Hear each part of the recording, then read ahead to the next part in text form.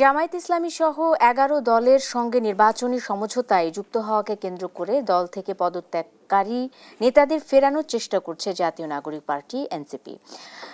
তখন ১১ দিনে অন্তত ১৬ জন নেতা পদত্যাগ করেছিলেন, তবে কারো পদত্যাগপত্র গ্রহণ করা হয়নি। এনসিপির শীর্ষ নেতৃত্ব আশা করছেন এখন পর্যন্ত যে পদত্যাগকারীরা দলে ফিরবেন। জামায়াত ইসলামীর নেতৃত্বাধীন নির্বাচনী মোর্চায় এনসিপির যুক্ত হওয়ার আনুষ্ঠানিক ঘোষণা আসে গত ২৮শে ডিসেম্বর। এর আগের দিন সন্ধ্যায় জামাতের সঙ্গে জোটবদ্ধ না হওয়ার অনুরোধ করে এনসিপির আহ্বায়ক নাহিদ ইসলামকে স্মারকলিপি দেন দলের ৩০ নেতা। একই দিন সন্ধ্যায় এনসিপি থেকে পদত্যাগ করে স্বতন্ত্র প্রার্থী হওয়ার ঘোষণা দেন এনসিপির জ্যেষ্ঠ যুগ্ম সদস্য সচিব তাসনিম জারা। তিনি দলটির নীতি নির্ধারণী ফোরাম রাজনৈতিক পর্ষদেরও সদস্য ছিলেন। এই হচ্ছে এনসিপির জোটে যোগদানের অবস্থা। দর্শক সকলকে স্বাগত জানাচ্ছি আর কাবেল নিবেদিত দেশ সন্ধ্যায়। আমি সোনিয়া হক আপনাদের সাথে আছি এবং আজকে আলোচনা করব ভোটের ও জোটের চ্যালেঞ্জ। আসছে নির্বাচন এবং দেশের এই ২০২৬-এর ১২ ফেব্রুয়ারির এই বড় নির্বাচনটিকে কেন্দ্র করে যে ভোটের মাঠ উত্তপ্ত হয়ে উঠেছে, সরগরম হয়ে উঠেছে এবং জোটবদ্ধ হতে সকল রাজনৈতিক দলগুলো এত কেন আগ্রহী হয়ে উঠেছে সে বিষয়গুলো নিয়ে আলোচনা করব। এবং আলোচনায় আজকে অংশগ্রহণ করছেন আমার সাথে ডক্টর স্নিগ্ধা রিজওয়ানা, সহযোগী অধ্যাপক, জাহাঙ্গীরনগর বিশ্ববিদ্যালয়। তিনি যুক্ত আছেন আমার সাথে যুক্ত আছেন খালেদ সাইফুল্লাহ সোহেল, রাজনীতি বিশ্লেষক। দুজনকেই স্বাগত জানাচ্ছি এবং যেমনটা বলছিলাম যে আজকে আলোচনার বিষয় রেখেছি ভোটের ও জোটের চ্যালেঞ্জ। ভোটের চ্যালেঞ্জটা দিয়ে শুরু করি।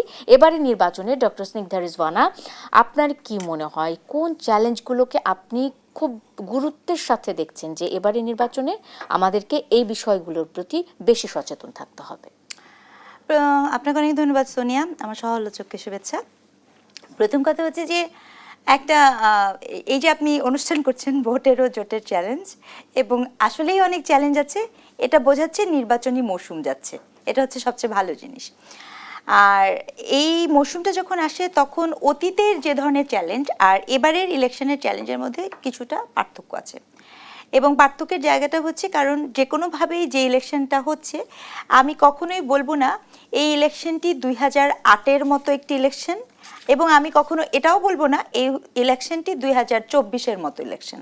অর্থাৎ না তো এটি ২০০৮-এর মতো একটি যে ইলেকশনের যে মৌসুম থাকে সেরকম একটি ইলেকশন, না তো এটা ২০২৪-এর যে আমি তুমি ডামি বা ২০১৮ সেটিও এটা না। হ্যাঁ, এটা একটা ইলেকশনটাও সামহাও একটা মধ্যবর্তী একটা মানে অবস্থার মধ্যে আছে, এবং সবচেয়ে গুরুত্বপূর্ণ গণ অভ্যুত্থানের পরবর্তী একটা সময়, অর্থাৎ একটা ট্রানজিশনাল মোমেন্টের যে ইলেকশন, সেখানেই হচ্ছে চ্যালেঞ্জের প্রথম জায়গা। প্রথম এবং প্রধানতম চ্যালেঞ্জ নিরাপত্তা, যেটি শুধুমাত্র রাজনৈতিক কর্মী বা রাজনীতিবিদ বা নেতা নেত্রীদের সাথেই যুক্ত না, ভোটার, ভোট কেন্দ্র সব কিছুর সাথে কিন্তু যুক্ত। এবং এই নিরাপত্তার অন্যতম যেই ইনস্টিটিউশন বাংলাদেশ পুলিশ, কারণ আপনি জানেন গণ অভ্যুত্থান পরবর্তীতে পুলিশের যে একটা মোরাল স্পিরিট, সেই মোরাল স্পিরিটটা তো এখন ওই অর্থে ফেরত আসেনি। তো এটা একটা খুব গুরুত্বপূর্ণ বিষয় আমি চ্যালেঞ্জ বলে মনে করি। ২ নাম্বার চ্যালেঞ্জ হচ্ছে আমাদের যে সেনাবাহিনী, সাধারণত নির্বাচনী মৌসুমে আমরা সেনাবাহিনীকে খুবই একটা ভিন্ন অ্যাটমসফিয়ারে দেখি, কিন্তু বলে রাখা ভালো গত মনে হয় প্রায় বছরের কাছাকাছি কিন্তু অলরেডি সেনাবাহিনী কিন্তু একটা বিশেষ ক্ষমতা বলে কাজ করছে, কিন্তু জনপরিসরে নিরাপত্তাহীনতাটা যে ভীতিটা সেটা ওইভাবেই কাজ করছে। এবং কন্টিনিউয়াসলি প্রতিদিনই দেখা যাচ্ছে কোনো না কোনো নেতা, সেই হাদির প্রোগ্রামে আপনার অনুষ্ঠানে আমি ছিলাম, সেদিন থেকে শুরু করে কোনো না কোনো নেতা কিন্তু দেখবেন ক্রনোলজিক্যালি আক্রমণের শিকার হচ্ছে, গুলি হচ্ছে, তাদের বাসাবাড়ি ঘরে আক্রমণ হচ্ছে। হয়তোবা সবাই হাদির মতো এত মনোযোগ পাচ্ছে না, কিন্তু প্রতিদিন আপনি যদি নিউজ পেপারটা উল্টান আপনি দেখবেন পরিস্থিতির অবনতি হচ্ছে। অবনতি থেকে মানে এই যে মানে বিশেষ করে নির্বাচন যখন আসে তখন তো অভ্যন্তরীণ কোন্দল একটা জানা প্রবলেম, যে মনোনয়ন যখন কনফার্ম হবে তখন বাইরের দলের লাগবে না, একটি নিজের দলের ভেতরেই কোন্দলটা শুরু হয়। তো সেই বিষয়গুলো কিন্তু আসলে চলমান, এটা একটা পরিস্থিতি বিরাজমান। এবং তারপরে অন টপ অফ দ্যাট বিভিন্ন নয়া যে তরুণ নেতৃত্ব ছিল তাদেরকেও নিয়েও নানা ধরনের বিষয় আসলে দেখা যাচ্ছে, তাদেরকেও হুমকি দেওয়ার নানা ধরনের প্রবণতা। সো এটা একটা খুব গুরুত্বপূর্ণ এবং ভ্যালিড একটা চ্যালেঞ্জ আমি মনে করি। এছাড়া কি চ্যালেঞ্জ? এছাড়া খুব গুরুত্বপূর্ণ চ্যালেঞ্জ হচ্ছে দুটি। একটি হচ্ছে আপনার এআই, আমি জানি না ইলেকশন কমিশন নির্বাচন যত কাছে আসবে এআই দিয়ে যে কি ঘটানো সম্ভব সেটা আসলে, কারণ আমাদের এই ডিজিটাল লিটারেসি বা এটার উপরে কোনো বার দেওয়া এই বিষয় নিয়ে কিন্তু কোনো ধরনের নাই। ইলেকশন কমিশনার, প্রধান নির্বাচন কমিশনার কিন্তু প্রথম দিনই বলেছিলেন যে এবার এআই আমাদের জন্য একটা বড় চ্যালেঞ্জ, মানে এই সাইবার ক্রাইম বা সাইবার অ্যাটাক যা এই বিষয়গুলো রয়েছে। হ্যাঁ, তো সেক্ষেত্রে উদ্যোগটা কি, নির্বাচন কমিশন কোনো কি কার্যকর উদ্যোগ নিয়েছে, ভূমিকা নিয়েছে? যে নির্বাচন কমিশনের তরফ থেকে আমি কখনো কোনো উদ্যোগ আমার জানা মতো এখন পর্যন্ত আমি শুনিও নাই, দেখিও নাই। কিন্তু এটাও খুব গুরুত্বপূর্ণ, দেখেন 2008-এর পরে কিন্তু যেহেতু ইলেকশন হচ্ছে, এআই কিন্তু এর আগে ছিল না, মানে এই অবস্থাতে কিন্তু এর আগে কখনো ডিল করতে হয় না। এখানে যেটা হয়েছে, আমার মনে হয় যদি ইলেকশন কমিশন অন্ততপক্ষে দলগুলোকে বলতে পারতো, দেখেন সমর্থকরা কি করবেন সেটা আমি আপনি বলতে পারবো না, কিন্তু আমরা যেটা এখন দেখতে পাচ্ছি যে দলের যে ফেসবুক পেজ, সেই সব ফেসবুক পেজ থেকে এআই কে ব্যবহার করে নানা কিছু ছড়িয়ে দেওয়া হচ্ছে, এবং ডিজিটাল লিটারেসি তো বলে নাই। তো আমি যেটা বলতে পারি যে এই চ্যালেঞ্জকে মোকাবেলার দুটো ওয়ে ছিল। একটা হচ্ছে আপনি ইমিডিয়েটলি রাজনৈতিক দলগুলোকে বলেন, তাহলে আপনার একটু মিনিমাইজ হয়। আর দুই হচ্ছে আমাদের অনেকগুলো ফ্যাক্ট চেকিং থাকে, এবং আমি মনে করি আমাদের যে মন্ত্রণালয় আছে, তথ্য মন্ত্রণালয় বা আইসিটি মন্ত্রণালয়, তারা এখানে খুব গুরুত্বপূর্ণ একটা রোল প্লে করতে পারতো বিটিআরসি কে দিয়ে। কারণ বিটিআরসির কিন্তু ওই এখতিয়ার আমরা দিতে পারতাম যদি রাজনৈতিক দলগুলো একমত হতো যে এআই বিষয়ক কোনো একটা নির্দিষ্ট সময় পর্যন্ত, ধরেন ভোটের মৌসুমে থাকে না আপনার, ধরেন সেটা 1 মাস 30 দিনের মধ্যে নির্বাচন কেন্দ্রিক কোনো ধরনের এআই রিলেটেড ভিডিও বিটিআরসি দিবে না। এটা যদি তারা সেটা তো মানে সুনির্দিষ্টকরণ করা যেত, মানে করা যেতে পারত, কিন্তু সেটা কিন্তু আমি এরকম কোনো উদ্যোগই দেখিনি। অর্থাৎ এই চ্যালেঞ্জটা আসছে আমরা কিন্তু মোটামুটি সবাই বুঝতে পারছি, কিন্তু এটার জন্য যে একটা প্রিপারেশন, এই ধরনের কোনো পদক্ষেপ নেওয়ার কিছু হয়নি। স্নিগ্ধা রিজওয়ানা, ফিরে আসি। আরো একটা চ্যালেঞ্জের কথা আপনি বলেছেন, আপনি নিশ্চয়ই মনে রাখবেন। আমি একটু খালেদ সাইফুল্লাহ সোহেল আপনার কাছে চলে যেতে চাই। নির্বাচনের চ্যালেঞ্জ নিয়ে আমরা কথা বলছিলাম, ভোট এবং জোট দুটোরই চ্যালেঞ্জ আছে। সেক্ষেত্রে আমরা শুরুতে যদি ভোটের চ্যালেঞ্জগুলো নিয়ে একটু কথা বলি, আপনার কি মনে হয়? স্নিগ্ধা রিজওয়ানা অলরেডি বলা শুরু করেছেন। ধন্যবাদ আপনাকে, সহ-আলোচক আপাকে তো সুন্দর করে এই কথাগুলো বলছেন। ওনার এই চ্যালেঞ্জের কথাটা যখন আসলো, আসলে চ্যালেঞ্জটা যে কত রকমের, 54 বছরে এমন চ্যালেঞ্জ আর বাংলাদেশের কোন নির্বাচনে আসে নাই।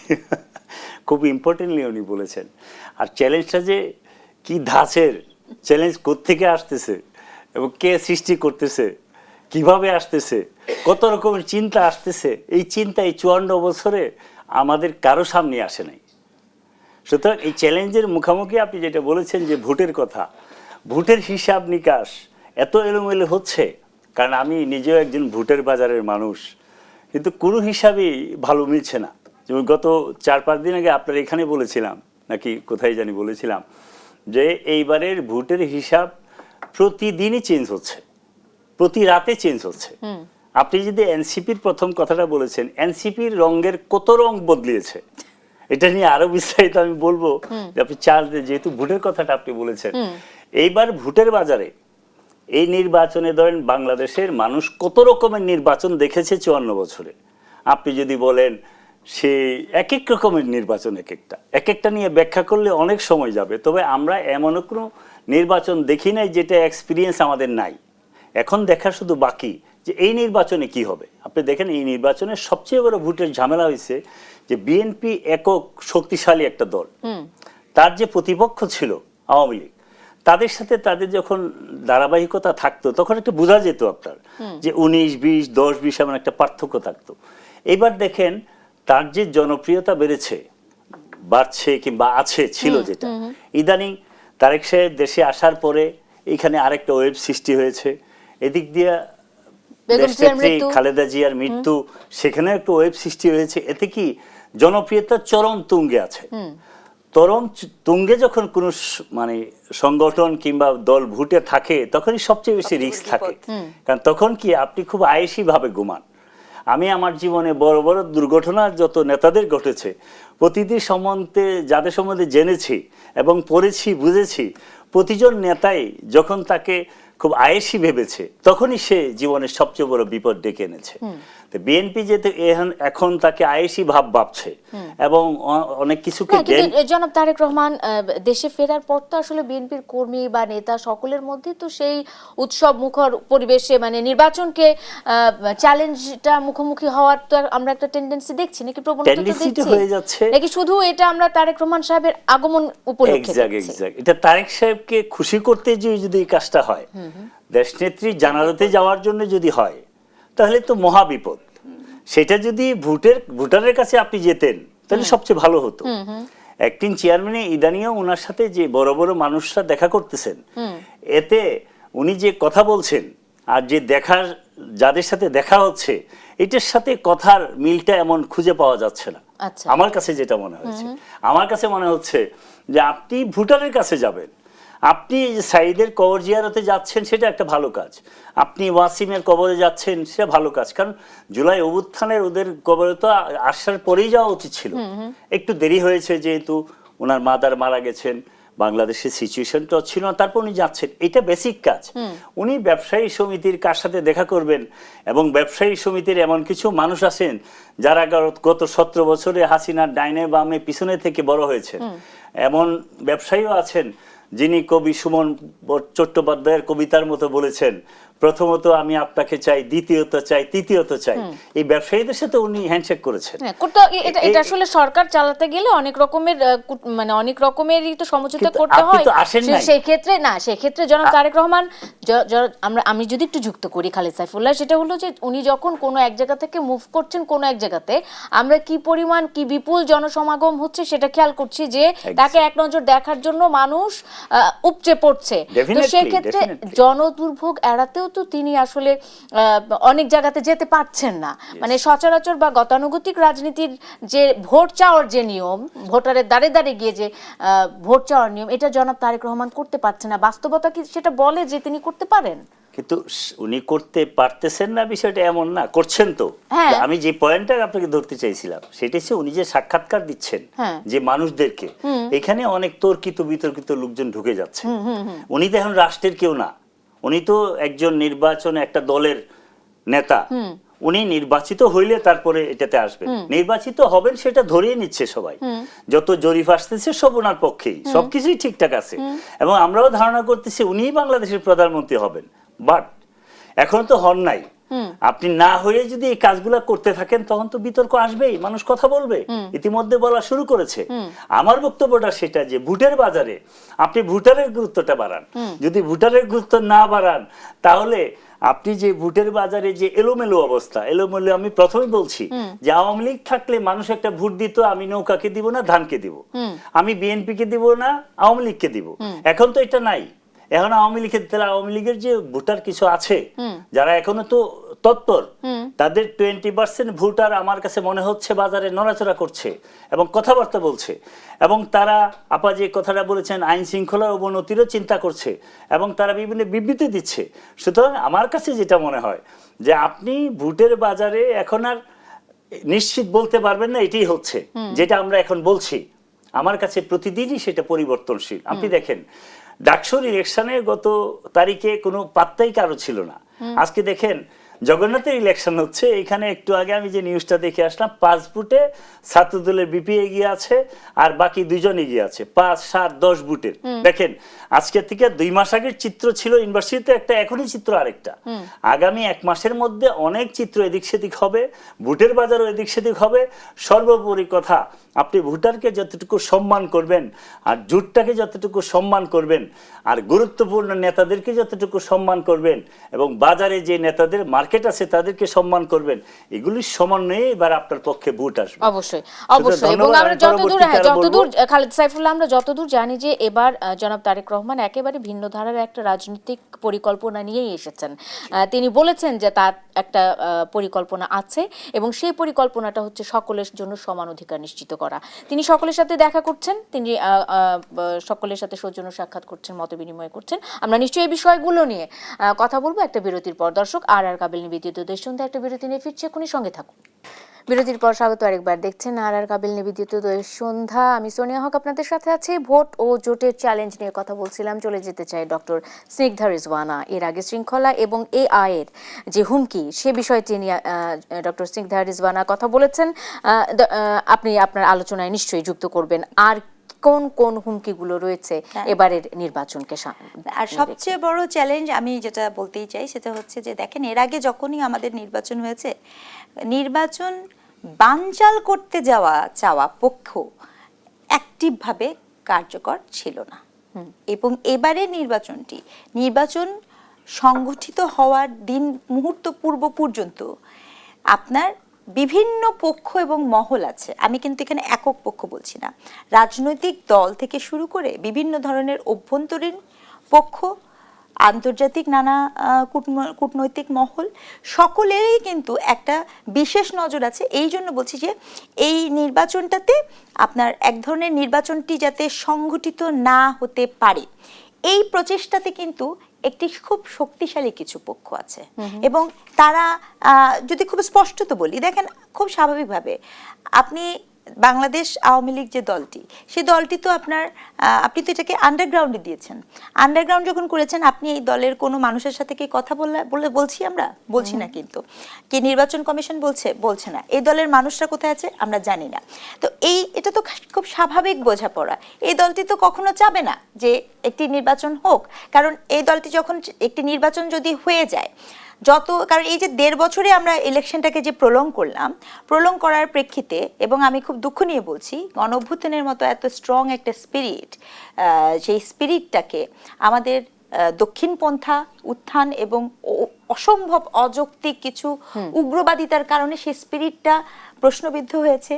এবং ওই পুরো মনোযোগটা, ওই যে সর্বশেষ আপনার এখানে যদি আসে যে এনসিপির যে 11 দলীয় জোটে অংশগ্রহণ করার মধ্য দিয়ে আপনার এই শেখ হাসিনার যে বয়ান ছিল না, রাজনীতি বয়ানের সোনিয়া, তো ওই বয়ানে একটা এন্ট্রি পয়েন্ট অলরেডি করে রেখেছে। অর্থাৎ এখানে 1.5 বছরের মধ্যে অলরেডি অনেক মানুষের মধ্যে আওয়ামী লীগ এখন যারা দল করে তাদের কথা ভিন্ন, আমি তো একজন শিক্ষক, অনেক মানুষের মনের মধ্যে এটি জায়গা করে নিয়েছে যে আগেই ভালো ছিলাম, কোড অ্যান্ড কোড, অথবা এই সব দেখার জন্য কি আমি গণ অভ্যুত্থানে পার্টিসিপেটর হয়েছিলাম, এই বিষয়গুলো কিন্তু আছে।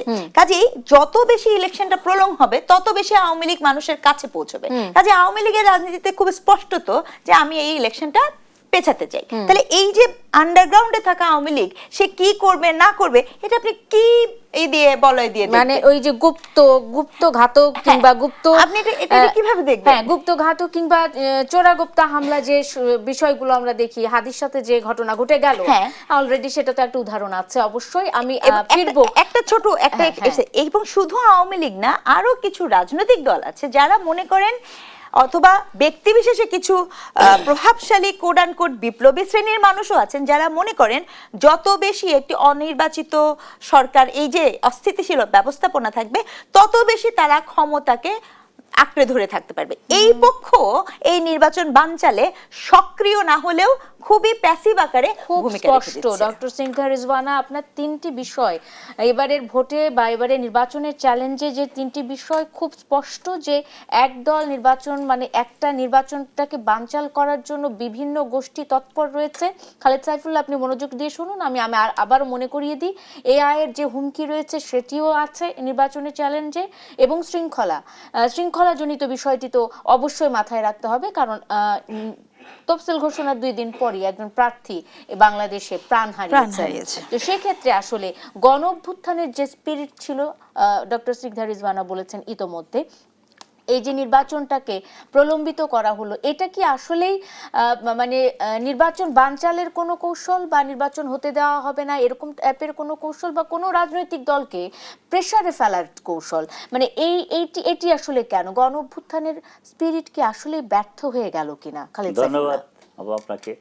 আমি আপার কথা শুধু একটা কথা টেরে বলতে চাই, যে নির্বাচন বানচালের জন্য বাংলাদেশে সবচেয়ে বেশি অ্যাক্টিভ লোকজন এখন আছে।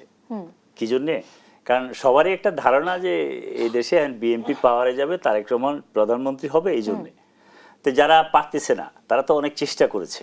যেমন আপনি একবার উপজেলা ইলেকশন করার কথা বলে আগে চেয়েছেন, পরে বলেছেন দেশে পিআর ছাড়া নির্বাচন করতে দিবেন না, পরে গণভোট ছাড়া দিবেন না বলেছেন না, বলে এখন নির্বাচনে আসছেন। আসলে নির্বাচনে আসছেন অন্তর থেকে কি আসছেন? আমার তো মনে হয় না সেটা, কারণ এটা অন্তর থেকে আসে নাই, আসছে দেখাতে। কোন স্কোপ পাইলেই ওনারাও একটা ভালো ভূমিকা রাখবে। আর আওয়ামী লীগ সারা জীবন বাংলাদেশের সমস্ত ইলেকশনে গিয়েছে, ইলেকশনের পুকাই বলতে গেলে তারা এখন নির্বাচনে আছেন, চিপাই চাপাই বসে আছেন। তারা কি চাবে এদেশে নির্বাচনটা হোক? আর এনসিপি আজ থেকে 6 মাস 3 মাস আগে বলেছে তা 300 সিটে নমিনেশন দিবে, 200 সিট পাবে তারা, আর বিএনপি 50-60-এর মতো পাইতে পারে। এখন 200 সিট থেকে কালকা শুনলাম 20-এ নামছে, আজকে একটু আগে দেখে আসলাম 10 সিটও তারা খুশি। নামতে নামতে কোথায় নামছে? তারা কি এদেশে নির্বাচনটা হইতে দিবে? চেষ্টা করবে না হইতে, কিন্তু তারা আবার গণতান্ত্রিক প্রক্রিয়ার কথা যেহেতু বলছে, এইভাবে বলতেও পারবে না, ভিতরে থাকলেও তারা সেটা পারবে না। আর যে কথাটা আপনি বলেছেন যে জুলাইয়ের গণ অভ্যুত্থানের যে চেতনা, স্পিরিট, স্বপ্ন যা আমরা দেখেছি, এই সমস্ত কিছু ধ্বংসের পিছনে প্রথম দায়ী এনসিপি।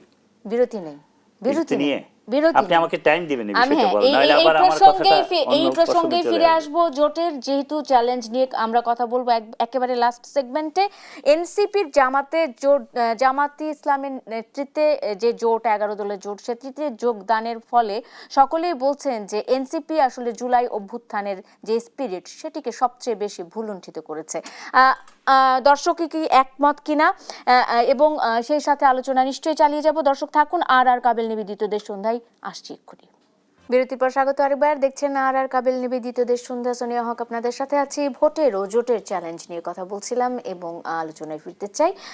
যেমনটা খালেদ সাইফুল্লাহ সোহেল, আপনার কাছে একটি প্রশ্ন রেখে গেছিলাম এবং অনেকের কাছে আসলে এই প্রশ্নটি আমরা করি যে জুলাই অভ্যুত্থানের যে স্পিরিট বা যেভাবে জুলাই অভ্যুত্থান আমরা করেছি, আসলে সেখানে এই ইমোশনটা এখন কতটুকু আছে মানুষের ভেতরে, আপনার কাছে এই প্রশ্নটি থাকলো। এবং সেই সাথে আমরা যদি বলি যে এখন বাজারে, মানে নির্বাচনের বাজারে 4টি জোট আছে।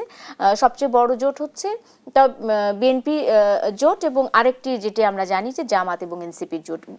মোটামুটি হাড্ডাহাড্ডি লড়াই হবে এই দুটি জোটের মধ্যে, এমনটাই সকলে বলছে। কিন্তু সেই সাথে একটি প্রশ্ন সকলের মধ্যে, সেটি হলো যে জামাত ইসলামী নেতৃত্বাধীন 11 দলে এনসিপি যোগ দেওয়ার ফলে কে কার ঘাড়ে ভর করলো, এনসিপি কি জামাতের মধ্যে বিলীন হয়ে গেল কিনা, এই প্রশ্নটি আছে। ধন্যবাদ আপনাকে। আপনার একটা ভুল না, মানে কথাটাকে একটু এডিট করে বলতে হবে। হাড্ডাহাড্ডি লড়াই যে কথাটা বলছেন, হাড্ডাহাড্ডি বাদ দিতে হবে, লড়াই হবে এই কথাটা বলতে হবে আর কি। কারণ এইবার ইলেকশনে হাড্ডাহাড্ডির হারের মতো দেখছি না কোথাও। নাম্বার 2, যে প্রশ্নটা আপনি আমাকে করলেন, আমি যাওয়ার আগে বলছিলাম যে বাংলাদেশের এই জুলাইয়ের অভ্যুত্থানের চেতনাকে ধ্বংস করেছে সবচেয়ে বেশি এনসিপি। নাম দিয়া এনসিপি সংগঠন করে, এনসিপি চেতনা ধারণ করে, এই চেতনাটা অনেকটা আগের সরকার যে হাসিনা যেভাবে 71-এর চেতনাকে ধারণ করে চেতনার ব্যবসা করত, চেতনার কথা বলে মানুষকে যেভাবে বোকা বানাতো, চেতনার ব্যবসা করে যেমন গোল্ড মেডেল দিত, মেডেলের মধ্যে থাকতো দিস্তা, মানুষকে ডেকে এনে দিত, এই যে ভণ্ডামিগুলো 71-এর চেতনা নিয়ে করেছে। এই জন্য উনি কাউকে রাজাকার ডাকলে পরে অনেকে বিশ্বাস করতো না ও রাজাকার কিনা। আসলে তো রাজাকার একটা গালি, ও রাজাকারকে সবাই ঘৃণা করবে সারা জীবন, জনমে জনম যতদিন বেঁচে থাকবে। কিন্তু হাসিনা রাজাকার উচ্চারণ করার পরে এই শব্দটা কেমন জানি মানুষ অবিশ্বাস করতে শুরু করেছিল।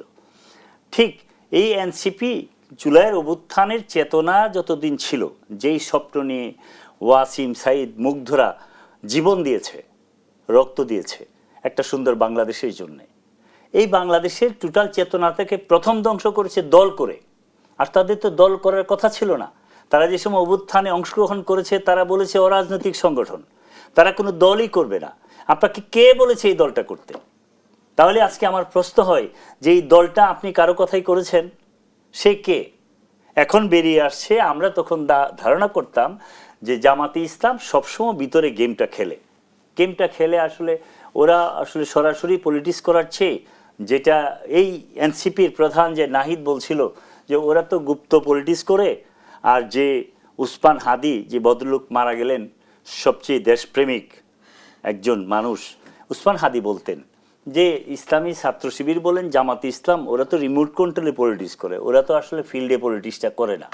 তাদেরকে গত 17 বছরে মাঠে গত 12-14 বছর তো দেখাই যায় নাই। এরপরে তারা রিমোট কন্ট্রোলে চলতো। উসমান হাদির কথাই সত্য, রিমোট কন্ট্রোল যে দলটা চালায় এই রিমোট কন্ট্রোল দিয়ে এনসিপিকে চালিয়েছে।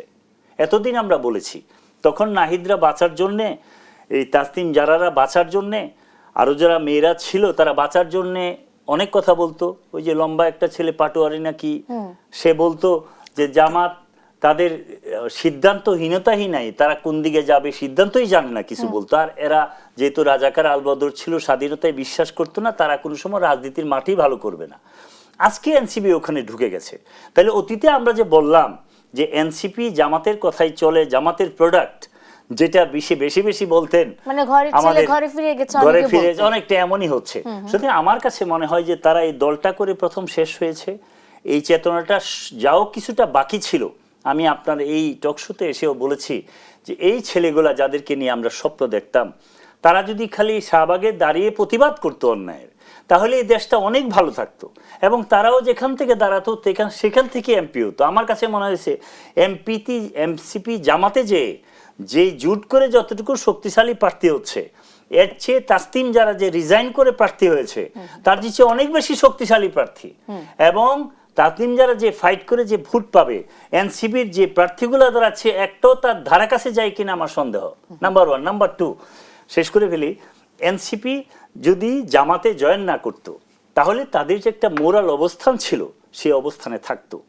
আমরা তো এখন দেখছি যে এনসিপির অভ্যুত্থানের পরে এই জামাত ইসলাম সংগঠনটা 71টাকে ছোট করে কথা বলে জুয়েলটাকে সামনে দিত।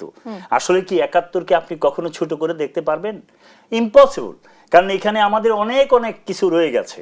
জুলাই অভ্যুত্থানকেও মাথার উপরে রাখবো, পরতে পরতে আপনাকে সেটা রাখতে হবে 7ই নভেম্বর 1990, সবকিছুকেই সম্মান করতে হবে।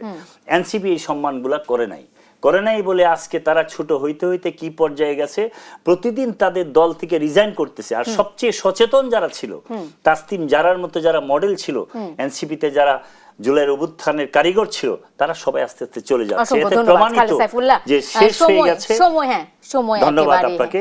সময় একেবারে আমার হাতে নাই। আমি ডক্টর স্নিগ্ধা রেজওয়ানা আপনার কাছে ওই প্রসঙ্গটি আসলে নিয়ে আলোচনা করতে চাই যে এনসিপি কি জামাত ইসলামের নেতৃত্বাধীন জোটে বিলীন হয়ে গেল কিনা। এটাই হচ্ছে সবচেয়ে দুঃখজনক। যদি এই গল্পটা আপনি এভাবে বলতেন এনসিপির জোটে জামাত ইসলামের অবস্থাটা কি, তাহলে আমার কোনো আফসোস ছিল না। গল্পটা যেখানে হয়েছে আপনার প্রশ্নের মধ্যে উত্তরটা রয়েছে, বুঝতে পেরেছি। তো এটা হচ্ছে সবচেয়ে আনফরচুনেট জায়গা। এবং আমি যেটাকে ভয় পাচ্ছিটা হচ্ছে ওইখানে যে এনসিপির এই যে ঐতিহাসিক দায়, দেখেন এটা আমি প্রত্যেকটি টিভি চ্যানেলে বলেছি, এটা রিপিটেটিভ, কিন্তু এটা আমি এস্টাবলিশমেন্ট নিয়ে বলছি। বাংলাদেশ আওয়ামী লীগ 1987 সালে বাংলাদেশ জামাত ইসলামের সাথে যুগপৎ আন্দোলন করেছে এবং সেই আন্দোলনে যখন সে যুক্ত হয় তখন ঠিক শেখ হাসিনা এরকম একটি ডায়লগ দিয়েছিল যে আমরা আসলে এটা আদর্শিক জোট নয়, এটা একটি সমঝোতা, কৌশল। এই যে কৌশল, এই যে সমঝোতা, এই যে করা, একদম হুবহু ডায়লগটা সিমিলার আমার কাছে মনে হয়েছে, একদম সেম কথা মনে হয়েছে। এটা এত দুঃখজনক। এবং আমি এটাও বলতে চাই যে বাংলাদেশ জাতীয়তাবাদী দল বিএনপি তার ঐতিহাসিক ভুল 2001 থেকে 2006 সেই এই যে জোট সরকার করে যে ঐতিহাসিক দায়, সে দায় সে মোচন করতে পারেনি। এই বড় বড় দুটি দল যারা কিনা ঐতিহাসিক ভুল করেছে, এবং আমি তো বলবো এখন পর্যন্ত বিএনপিকে ওই ভার বহন করতে হচ্ছে। কারণ বিএনপির 2001 থেকে 2006 ওই 64 জেলায় 64 অগ্নিসংযোগ ইত্যাদি ইত্যাদি যাহা কিছু, তার পিছনে কিন্তু অনেক গল্প নেপথ্যের অনেক কিছু আছে যা তারা বলতেও পারে নাই, সইতেও পারে নাই এই ঐতিহাসিক দায়ের কারণে। তো এই যে একটা ভুল দেখার পরও এই সদ্য পুষ্পটিত জাত এনসিপি সে কি করে এই ভুলটা করলো, এবং এনসিপি যদি টিকে যায় সামহাউ অ্যালং দ্য লাইন, এখানে অনেক তরুণ ছিল যাদের মধ্যে আমি অনেক সম্ভাবনা দেখি। কিন্তু এই তরুণরা, দুঃখ কি জানেন, এই তরুণরা যদি এই দলটি টিকেও যায় তাদেরকে এই যে আজকের যে ঐতিহাসিক দায় তারা করেছে, এই যে দুদিন পর পরে আপনার জামাত ইসলামে শেখ হাসিনা যা বলেছে, তাদের এই সিদ্ধান্ত আমাদের মতো সাধারণ নাগরিককে ওই শেখ হাসিনার বয়ানের কাছে ছোট করে দিয়েছে। অসংখ্য ধন্যবাদ ডক্টর স্নিগ্ধা রেজওয়ানা, খালেদ সাইফুল্লাহ সোহেল, দুজনকে ধন্যবাদ জানিয়ে আজকের মতো শেষ করতে চাই। আর কাবেল নিবেদিতদের সন্ধ্যা, ধন্যবাদ আপনাদেরও।